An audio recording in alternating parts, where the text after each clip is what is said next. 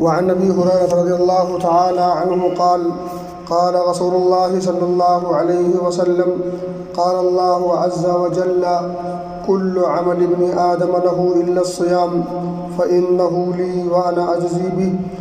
وعن ابي هريره رضي الله تعالى عنه قال قال رسول الله صلى الله عليه وسلم قال الله عز وجل كل عمل ابن آدم له إلا الصيام فإنه لي وأنا أجزي به. رواه البخاری ومسلم. معزز سامعین، حاضرین الجمع، دینی و ملی بھائیوں اور دوستوں اور عزیز ساتھیوں، یہ مبارک اور مقدس مہینہ جس میں ہمیں سانس لینے کا موقع ملا، یہ اللہ رب العزت کا خاص فضل ہے. اللہ رب العزت کا یہ احسان کہ اس نے ہمیں پھر ایک بار یہ مبارک اور مقدس مہینہ عطا کیا. میرے بھائی میرے دوست، اللہ رب العزت نے ہمیں یہ مبارک مہینہ عطا کیا، گویا کہ ہمیں یہ موقع دیا کہ ہم اس کی رحمتوں کو اور اس کی برکتوں کو سمیٹ لیں، اپنے دامن میں جگہ دے لیں اور نیکیوں کو اور اسی طرح سے اجر و ثواب کو بھی بٹور کر کے اکٹھا کر کے اپنے نام اعمال میں جگہ دے سکیں. یہ اس کا فضل ہے، یہ اس کا کرم ہے.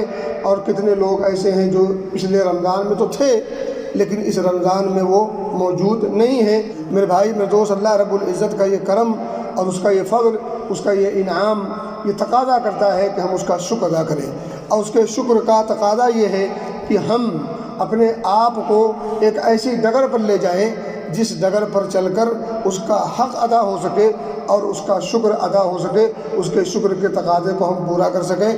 اور سادہ لفظوں میں اگر کہا جائے تو وہ تقاضا یہ ہے کہ ہم اس مبارک مہینے کو پا کر کے اس مبارک مہینے کے اندر ہر وہ کام کریں جو کام اللہ رب العزت کی رضا کا سبب اور ذریعہ ہے، اور ان تمام چیزوں سے بچیں جن چیزوں سے اللہ ناراض ہوتا ہے. اس کی ناراضگی سے بچنے کے اسباب اور اس کی خوشی کو پانے کے اسباب کو ڈھونڈنا، ٹٹولنا اور اس کو پانے کی کوشش کرنا. اللہ ہمیں سمجھ کی توفیق دے اور عمل کی توفیق دے. میرے بھائی میرے دوست، میں نے آپ کے سامنے صحیح بخاری صحیح مسلم کی ایک روایت پڑھی ہے جس کے راوی ہیں حضرت ابو ہریرہ رضی اللہ تعالیٰ عنہ. فرماتے ہیں کہ اللہ کے رسول صلی اللہ علیہ وسلم کا فرمان ہے، نبی پاک فرماتے ہیں کہ اللہ کا فرمان ہے، قال اللہ عز وجل، اللہ رب العزت فرماتا ہے، کل عمل ابن آدم لہ الا الصیام، کہ ابن آدم جو کچھ بھی عمل کرتا ہے وہ اس کے اعمال اس کے لیے ہوتے ہیں. اللہ رب العزت کا قانون ہے کہ وہ اپنے بندوں کو، جو بندے عمل کریں گے، ایک اچھا عمل کریں گے، وہ کم از کم 10 بدلہ دے گا، 10 نیکیاں، 10 ثواب اور 10 اجر دے گا. یہ اس کے نام اعمال میں لکھا جائے گا. گویا کہ ایک مرتبہ اگر کسی آدمی نے ایک اچھا عمل کیا تو اللہ رب العزت اس کو 10 گنا ثواب دے گا کم سے کم. اور اس عمل میں اخلاص جو بڑھتا جائے گا اور اس عمل کو نبی اکرم صلی اللہ علیہ وسلم کی سنت کے مطابق جو ادا کیا جائے گا، اس کا درجہ، اس کا ثواب بڑھتا جائے گا. الی 700 ضعف او اضعاف کثیرہ، یہ 700 گنا تک بھی جا سکتا ہے اور بلکہ اس سے بھی بڑھ سکتا ہے. یہ ایک عام قانون ہے، عام رول ہے اللہ رب العزت کا عام اعمال کے تعلق سے بندے جو کرتے ہیں. لیکن روزے کا معاملہ اللہ رب العزت نے اس سے ہٹ کر کے رکھا ہے، اس کو مستثنی قرار دے دیا ہے. اس کا جو رول ہے وہ اللہ کے علاوہ کسی کو پتہ نہیں. وہی نبی اکرم فرماتے ہیں صلی اللہ علیہ وسلم کہ اللہ رب العزت فرماتا ہے، قال اللہ عز وجل کل عمل ابن آدم لہ الا الصیام، کہ ابن آدم جو بھی عمل کرتا ہے یہ اس کا اپنا عمل ہے اور اس عمل کا بدلہ وہی کچھ ہوگا جو قانون بنا دیا گیا ہے، یعنی 10 گنا یا 700 گنا یا اس سے بھی کچھ آگے بڑھ کر کے. لیکن الا الصیام، روزے کا معاملہ اس سے بالکل الگ تھلگ ہے اور اس کا معاملہ بالکل اس سے ہٹ کر کے اور جدا گانا ہے. اور پھر آگے اللہ خود کہتا ہے، فَإِنَّهُ لِي وَأَنَا أَجْزِي بِهِ، روزہ تو بندہ میرے لیے رکھتا ہے اور اس کا بدلہ بھی اس لیے میں ہی دوں گا. میرے بھائی میرے دوست، یہ آپ سوچ سکتے ہیں کہ ہر عمل ایک انسان کرتا ہے تو وہ اللہ رب العزت کی رضا اور اس کے حکم سے کرتا ہے. آپ اور ہم نماز پڑھتے ہیں، نماز بھی اللہ کی رضا کے لیے کرتے ہیں اور اس کے حکم کی وجہ سے کرتے ہیں. ہم جھوٹ نہیں بولتے. اگر جھوٹ سے بچتے ہیں تو پھر کیوں بچتے ہیں؟ کیونکہ اللہ جھوٹ بولنے سے ناراض ہوتا ہے، تو اس کی ناراضگی سے بچنے کے لیے اور اس کے حکم کی بجاوری کے لیے ہم ایسا کرتے ہیں. تو روزہ کا معاملہ بھی ایسے ہی ہے، لیکن روزہ کا معاملہ دیگر اعمال کے مقابلے میں حقیقت میں مختلف ہے، اس لیے اس کا اجر و ثواب بھی اللہ رب العزت نے دیگر اعمال سے ہٹ کر کے رکھا ہے۔ اللہ فرماتا الا الصیام، سوائے روزہ کے، فإنہ لی وانا اجزی بہ، والصیام جنہ، روزہ ڈھال ہے۔ دیگر روایات میں ہے جو مفہوم اس کا کہ روزہ ایسے ہی ڈھال ہے جہنم سے جیسے دشمن کے وار سے بچانے کے لیے جس طرح سے آلات حرب و ضرب انسان استعمال کرتا ہے تو بچ جاتا ہے، اسی طرح سے ہی روزہ جہنم سے بچاؤ کے لیے ڈھال ہے۔ والصیام جنہ، روزہ ڈھال ہے، روزہ بچاتا ہے کس سے؟ جہنم سے، جہنم کے عذاب سے، اللہ کی ناراضگی، اس کے غضب سے۔ اب جب روزہ ڈھال ہے، روزہ کا یہ مقام ہے، یہ مرتبہ ہے، اس کی عظمت کا تقاضا پھر یہ ہے فَإِذَا كَانَ يَوْمُ صَوْمِ أَحَدِكُمْ، تو جب تم میں سے کوئی شخص روزے کے دن میں ہو، یعنی حالت صوم میں ہو، جیسے آج ہم ہیں، اللہ ہمارے روزوں کو قبول فرمائے۔ فَإِذَا كَانَ يَوْمُ صَوْمِ أَحَدِكُمْ فَلَا يَرْفُثْ، اب زبان سے کوئی ایسی بات نہیں نکلنی چاہیے جو نامناسب ہو۔ گندی بات کی بات چھوڑ دیجئے، نامناسب الفاظ کا استعمال کرنا بھی اب اس روزے کے تقاضے کے خلاف ہے۔ روزے کی عظمت کا اور اس کا احترام کا جو تقاضا ہے، اس کا احترام یہ چاہتا ہے کہ اب انسان اپنی زبان سے کوئی ایسی بات نہ بولے جو نامناسب ہو، جو غیر مناسب ہو، جو اچھی بھلی نہ لگتی ہو۔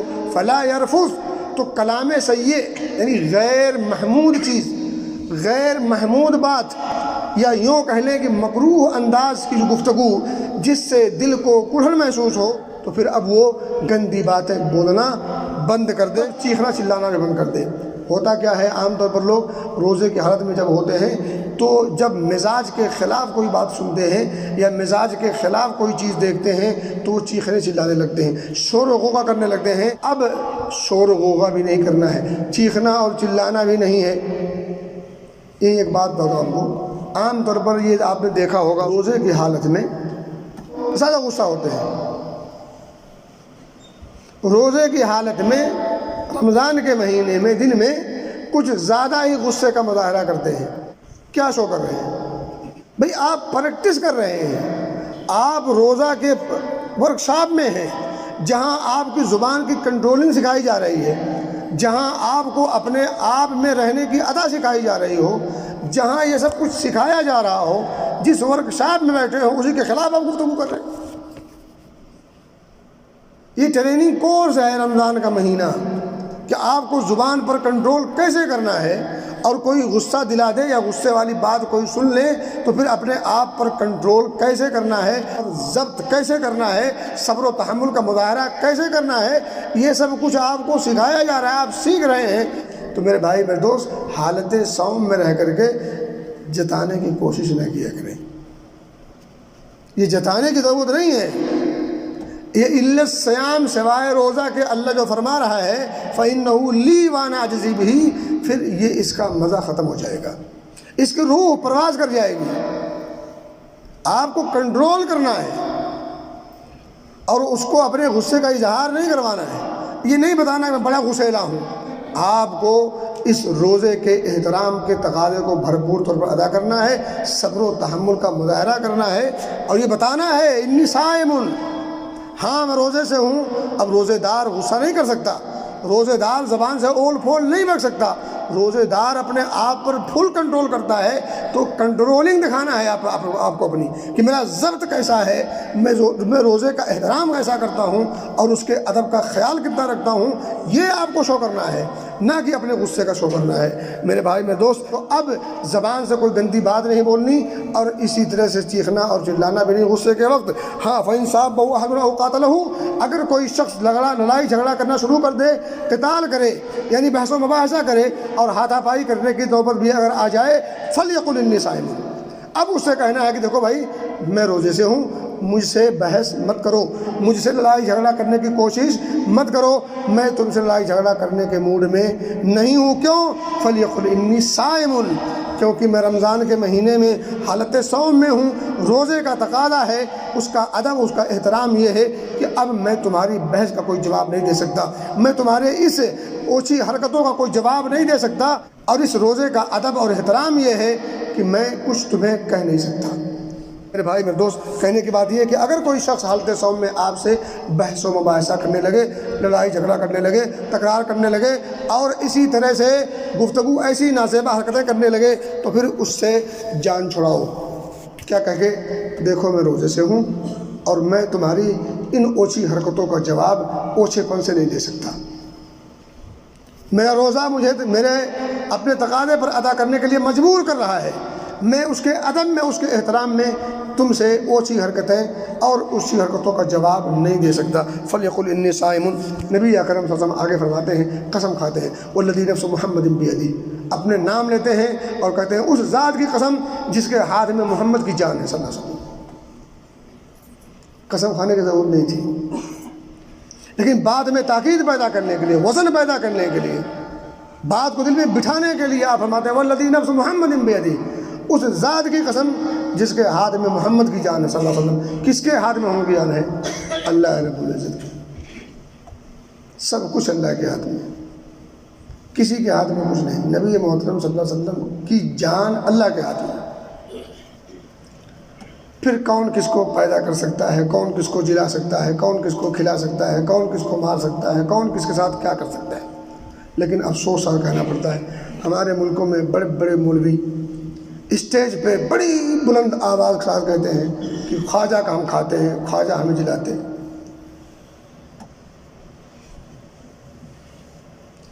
حقیقت میں اگر توحید کی روح تھوڑی سی آپ کے دل سے گزری ہوتی تو آپ مرنا گوارا کر لیتے، مگر یہ جملہ بولنا اور سننا گوارا نہیں کر سکتے۔ اللہ کی قسم کھا کے بات کہی جا سکتی ہے، اگر توحید چھو کے گزری ہو، اگر توحید چھو کے گزری ہو تو اس طرح کے عقیدے، اس طرح کے جملے سننا اور بولنا اس سے بہتر ہے مر جانا۔ انسان مر جانا موت کو گلے لگا لے گا پسند شوق، مگر اس طرح کے عقیدے، اس طرح کی سوچ اور اس طرح کی جملے، اس طرح کی بات بولنا اور سننا گوارا نہیں کر سکتا، کیونکہ ہے توحید یہ من حقق التوحید دخل الجنہ۔ جبریل آئے اور کہا تھا اے نبی صلی اللہ علیہ وسلم من لقی اللہ لا یشرک بہ شیئا دخل الجنہ، اور ایک حدیث میں من امتک، اے نبی خوشخبری سنیے۔ باقاعدہ جبریل خصوصی طور پر آ کر کے نبی کو پیغام دے رہے ہیں، آپ سنیے کہ آپ کی امت میں سے جو شخص بھی اس حال میں اللہ سے ملاقات کرتا ہے کہ اس نے اللہ کے ساتھ کسی کو شریک نہیں ٹھہرایا ہے، دخل الجنہ۔ اور وہی فرشتہ کہتا ہے نبی اکرم سے ومن لقیہ یشرک بہ شیئا دخل النار، اور جو اللہ سے ملاقات اس حال میں کرتا ہے، ملاقات کس حال میں کرتا ہے؟ یشرک بہ شیئا، جو اللہ کے ساتھ کسی کو شریک ٹھہراتا ہے، دخل النار، جہنمی۔ شبہ نہیں ہے، توحید سے کھلواڑ نہیں کی جا سکتی، شرک سے دوستی نہیں گانٹی جا سکتی، شرک سے رشتہ توحید سے اجاڑ کی دلیل ہے۔ روزے دار کی عظمت کا اندازہ کیجئے، روزے دار کی اہمیت، فضیلت دیکھیے۔ لخلوف فم الصائم، روزے دار جب بھوک اور پیاس میں رہتا ہے، جب معدہ خالی ہوتا ہے، پیٹ خالی ہوتا ہے، پھر روزے دار کے منہ سے جو بو پھوٹتی ہے وہ بدبودار ہوتی ہے۔ اور حقیقت ہے، آپ ویسے بھی دیکھیں، عام دنوں میں بھی دیکھ لیں، 2 گھنٹہ 3 گھنٹہ اگر کچھ نہ کھائیں، کچھ نہ پئیں تو منہ میں بدبو پھیل جاتی ہے۔ اب آئے کہ انسان صبح صادق سے لے کے غروب آفتاب تک بھوک اور پیاس، منہ میں کچھ نہیں جا رہا ہے، تو اس کی وجہ سے منہ کے اندر بدبو پھیل جاتی ہے۔ اب یہ جو بظاہر بدبو پھیلی ہوئی ہے، اس بدبو کو اللہ رب العزت نے کیا مقام دیا ہے، آپ ذرا اس حدیث کو سنیں۔ لخلوف فم الصائم، روزے دار کے منہ کی جو بو ہے، روزے دار کے منہ کی جو بو ہے، جو بظاہر بدبو کی شکل اختیار کر چکی ہے، اس کی اہمیت رب کی نگاہ میں کیا ہے؟ اطیب عند اللہ من ریح المسک، اللہ رب العزت کے نزدیک مشک کی خوشبو سے زیادہ بہتر ہے۔ مشک کی خوشبو سب سے اچھی خوشبو مانی گئی ہے۔ اس سب سے اچھی خوشبو سے زیادہ خوشبودار یہ منہ کی بو ہے جو روزے دار کے منہ سے پھوٹتی ہے۔ کس کی نگاہ میں؟ عند اللہ، اطیب عند اللہ من ریح مسک۔ اہمیت کا اندازہ کیجیے، اس ایک ٹکڑے سے روزے کی بھی اہمیت اور روزے دار کی بھی اہمیت کھل جاتی ہے کہ کتنا عظیم عمل ہے یہ اور کتنے عظیم لوگ ہیں یہ اللہ کی نگاہ میں۔ روزہ اور روزے دار، للصائم فرحتان یفرحہما، روزے دار کو خوشی کے دو مواقع ملتے ہیں جن میں وہ مگن ہو جاتا ہے، خوش ہو جاتا ہے جن کو دیکھ کر کے۔ ایک عاجل ہے اور ایک آجل ہے۔ عاجل مطلب ایک مل جاتی ہے کچھ دیر کے بعد اور ایک ملے گی بعد میں۔ تو ایک کا تعلق دنیا سے ہے، دوسرے کا تعلق آخرت سے ہے۔ اذا افطر فرح بفطرہ، جب وہ افطاری کرتا ہے تو کتنا خوش ہوتا ہے، کون نہیں جانتا؟ یہ عاجل خوشی ہے جو جلد آپ کو مل جاتی ہے، اور ایک خوشی یہ ہے جو آپ کو بعد میں ملے گی۔ اب دیکھیں، جب انسان افطار کرتا ہے، روزہ کھولتا ہے تو خوش ہوتا ہے۔ خوش صرف اس لیے نہیں ہوتا کہ اس کے کھانے پینے کے مواقع اب کھل گئے ہیں، آسان ہو گئے ہیں، خوش اس بات پر بھی ہوتا ہے کاش کہ ایسا ہونا چاہیے کہ اللہ رب العزت کی توفیق سے روزہ رکھنے کا موقع ملا جو پورا ہو گیا۔ اللہ کی توفیق سے، اللہ کے حکم سے، اللہ کی رضا کے لیے ہم نے روزہ رکھا تھا اور وہ روزہ بحسن خوبی تکمیل کو پہنچا۔ اس بات کی خوشی کہ ایک کام وہ کر چکا۔ کھانے پینے کی بھی خوشی ہوتی ہے، اس میں کوئی شبہ نہیں، اس کو کوئی انکار نہیں کرتا، لیکن اس خوشی کے ساتھ یہ خوشی بھی ہونی چاہیے کہ الحمدللہ ایک روزہ آج بحسن خوبی برضائے الہی، بحکم الہی آج ایک روزہ مکمل ہو گیا۔ اس بات کی خوشی وقتی طور پر۔ اب آپ ویسے بھی دیکھیں، کوئی کام آپ کر رہے ہوں، جب وہ کام ہو جاتا ہے تو آپ کو خوشی ہوتی ہے، خاص کر جب وہ کام کوئی عظیم کام ہو، بڑا کام ہو، تو آپ اس خوشی کو محسوس ہی نہیں کرتے بلکہ لوگوں کو بھی محسوس کرواتے ہیں۔ کبھی مٹھائی بانٹنے لگتے ہیں، کبھی لوگوں کو بتانے لگتے ہیں میں نے آج یہ کر لیا، میں نے وہ کر لیا، مجھے یہ مل گیا، مجھے وہ مل گیا۔ تو یہ خوشی گویا کہ آج آپ کو ایک روزے کے ادائیگی کی خوشی حاصل ہوئی، اور ساتھ ہی ساتھ کھانے پینے کے آسانیاں بھی میسر ہو گئیں، کھانے پینے کے مواقع بھی مل گئے۔ تو اسی طرح سے اور بھی بہت ساری اس میں معنوی چیزیں پائی جاتی ہیں۔ اور دوسرا موقع وَإِذَا لَقِيَ رَبَّهُ، اور دوسرا موقع کب ہے؟ جب وہ اپنے رب سے ملاقات کرے گا، اس کو جب انعام و اکرام سے نوازے گا تو پھر اس کو دیکھ کر کے وہ خوش ہوگا۔ وَإِذَا لَقِيَ رَبَّهُ فرح بصومه، جب رب سے ملاقات ہوگی، رب روزے کی وجہ سے اس کا اکرام کرے گا، اس کو انعام سے نوازے گا، فرح بصومه، تو پھر وہ اپنے صوم سے، اپنے روزے سے خوش ہوگا کہ میں نے روزہ رکھا تو اللہ نے میرا یہ انعام کیا، یہ اکرام کیا، یہ تکریم کی، یہ عزت دی۔ اور اسی طرح سے ایک روایت میں ہے بخاری ہی کی، یترک طعامہ وشرابہ وشہوتہ من اجلی، اللہ کہتا ہے کہ بندہ یہ جو کھانا پینا چھوڑتا ہے اور اپنی بیوی سے ملاقات بھی چھوڑ دیتا ہے، شہوت بھی چھوڑ دیتا ہے، کھانا بھی چھوڑ دیا، پانی بھی چھوڑ دیا، شہوت والے کام بھی چھوڑ دیا، اللہ کہتا ہے یہ سب کچھ بندہ کس لیے کرتا ہے؟ یترک کو کیوں چھوڑتا ہے؟ من اجلی، میری رضا کے لیے، میری وجہ سے، میری خوشنودی کی خاطر سب کام کرتا ہے۔ حالانکہ کھانا بھی حلال، پینا بھی حلال، بیوی سے ملنا بھی حلال، ان حلال چیزوں کو وہ چھوڑتا ہے من اجلی، رب کہتا ہے۔ گویا کہ معلوم یہ ہوا کہ اللہ کے بندے جب اللہ والی کرتے ہیں، اچھا کام کرتے ہیں، اللہ خوش ہوتا ہے۔ تو اس کا مفہوم کیا نکلا؟ جب بدمعاشی کرتے تو وہ ناراض ہوتا ہے۔ اللہ خوش ہوتا ہے، اللہ ناراض ہوتا ہے، سب حدیث سے، قرآن سے ثابت ہے۔ اچھے عمل بندوں کے دیکھ کے وہ خوش ہوتا ہے، برے عمل بندوں کے دیکھ کے وہ ناراض ہوتا ہے، غضب میں آتا ہے۔ اور بھی بہت ساری باتیں ہیں۔ لیکن خلاصہ کلام یہ ہے کہ روزے کا احترام اور اس کے ادب کو ملحوظ رکھنا ضروری ہے، تب جا کر کے آپ کے روزے کا حق ادا ہوگا، جس کا بدلہ اللہ خود اپنی طرف سے دے گا۔ لیکن اگر جھوٹ بولنا نہ چھوڑا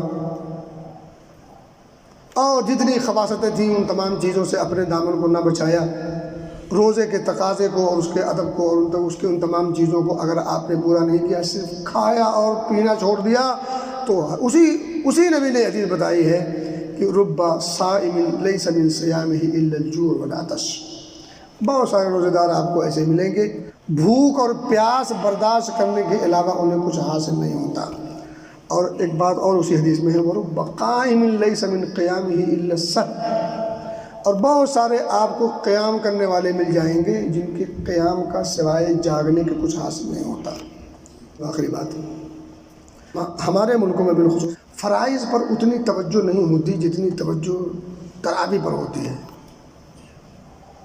تراویح کے لیے جھگڑے کرتے دیکھا ہے آپ نے، بحث کرتے سنا ہے آپ نے، لڑائیاں ہوتی ہیں، مار پیٹ ہوتی ہے، تھانہ چوکی پولیس بھی ہوئی ہے تراویح کے نام پہ، لیکن توحید کے نام پہ جھگڑا کبھی کیا؟ فرض نماز کے لیے کبھی جھگڑا ہوا کہیں دیکھا آپ نے؟ تراویح کے جھگڑے ہوئے ہیں لیکن فرض نماز کے جھگڑے کہیں ہوئے نہیں۔ بے دینی اور جہالت کی واضح علامت ہے۔ نبی پاک فرماتے ہیں رب قائم لیس من قیامہ الا السحر، بہتیرے آپ کو مل جائیں گے جو قیام اللیل تو کر رہے ہوں گے لیکن ان کو قیام اللیل کرنے کا کوئی ثواب نہیں سوائے جاگنے کا کچھ نہیں۔ کیوں؟ جب آپ حدیث رسول کے مطابق آپ کام نہیں کرو گے، اللہ کی رضا کے خاطر کام نہیں کرو گے، تو آپ کا یہ جاگنا صرف جاگنا ہوگا، یہ اٹھک اور بیٹھک ہوگی جو شکل ہوگی نماز کی، مگر آپ کو ثواب نہیں ملے گا۔ اسی طرح سے اگر آپ بھوک اور پیاس برداشت کرتے ہیں لیکن اس بھوک اور پیاس برداشت کروانے کے لیے اللہ نے جو روزے فرض کیے، اس فرض روزے کا مقصد کیا ہے، حکمت کیا ہے؟ اگر مقصد اور حکمت پر آپ نے توجہ نہ دی تو پھر یہ صرف اور صرف آپ کا بھوک اور پیاس کا برداشت کرنا اور بس۔ تو خیال رکھا کریں، اللہ کی رضا، نبی پاک صلی اللہ علیہ وسلم کی سنت، اور پھر اس حکم کا مقصد کیا ہے، غرض و غایت کیا ہے، مین پرپس کیا ہے، وہ دیکھنا ہے۔